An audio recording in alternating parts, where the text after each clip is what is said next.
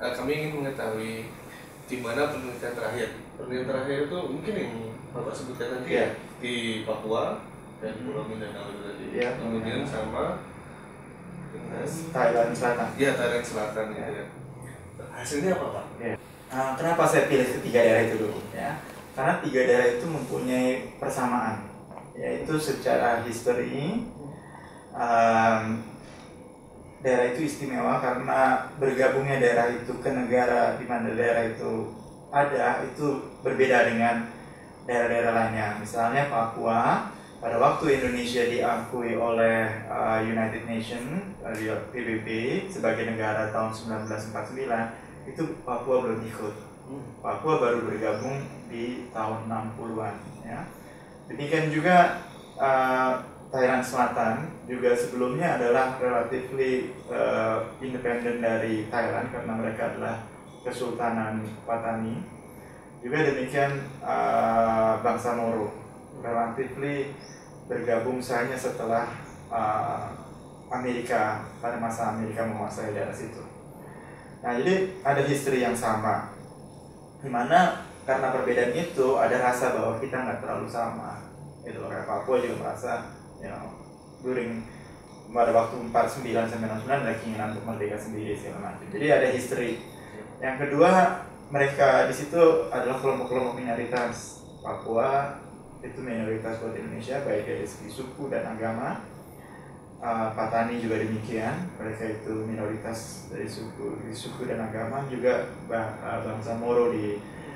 Jadi mereka ada persamaan. Selain itu implikasinya juga sama, yaitu tiga-tiganya merupakan daerah konflik dan daerah tertinggal seperti yang menjadi alasan utama saya.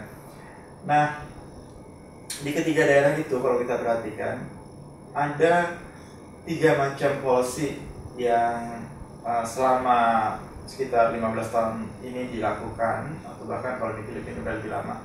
Jadi tiga policy yang saya perhatikan itu adalah apakah ada regional autonomy policy, kebijakan regional autonomy, apakah ada special development fund yang diberikan khusus untuk mengejar ketertinggalan, dan yang terakhir apakah ada affirmative action yang untuk menolong local people supaya bisa get terkait pada proses development ini. Nah, ternyata hasilnya itu dari penelitiannya cukup bervariasi. Jadi misalnya di Papua ketiga-tiganya itu relatif ada. Kita sejak tahun 2002 ada special autonomy yang untuk Papua, dan ada juga special development fund dan alokasi khusus yang besarnya cukup besar, yang sekitar 15-20% dari total spending Papua. Terus kemudian juga ada affirmative action yang walaupun ini pro and con ya. Nah, di Filipina special autonomy udah lama, tapi tidak ada special allocation fund, dan affirmative actionnya juga relatively weak. Dan di Thailand ada special autonomy fund walaupun tidak sebesar di Papua, dan ada program affirmative action, tapi nggak ada special autonomy. Nah, jadi itu penemuan pertama kita bahwa ada variasi dalam hal menangani persoalan daerah tertinggal ini.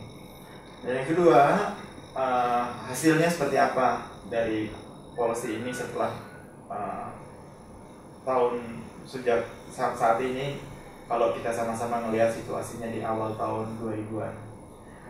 Nah, dari tiga itu saya melihat walaupun sampai sekarang itu masih terjadi konflik di Papua, tapi dalam hal pertumbuhan ekonomi, Papua relatif tumbuh sama cepat dengan daerah lain di Indonesia.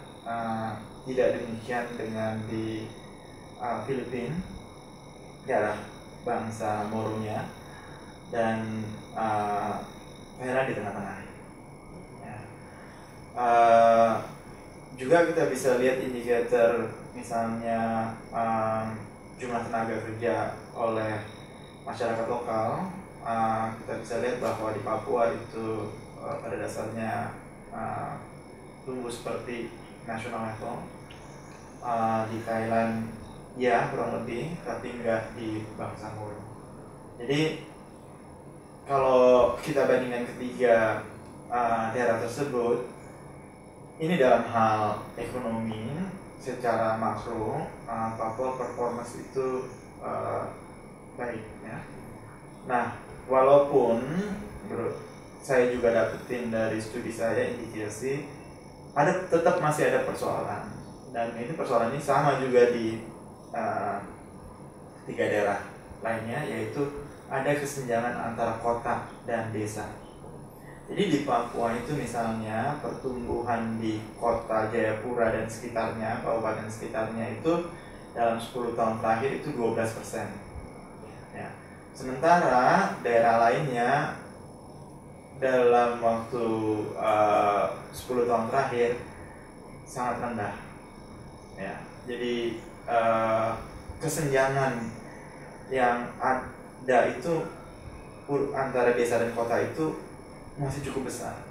Jadi persoalannya kalau untuk kasus Papua bukannya secara umum mereka tidak bisa tumbuh seperti daerah lainnya, mereka tumbuh seperti daerah lainnya, tapi distribusi pertumbuhan yang ada di dalamnya itu masih merupakan persoalan, karena mereka yang ada di urban area itu menikmati lebih banyak daripada di rural area. Jadi satu hal yang final conclusion saya adalah bilang bahwa ya program-program seperti dana desa seperti itu perlu menjadi perhatian untuk daerah tertinggal, dalam hal ini Papua.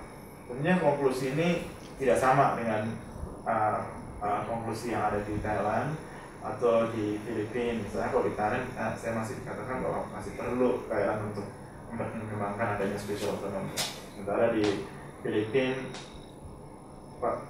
itu perlu ada dana alokasi khusus.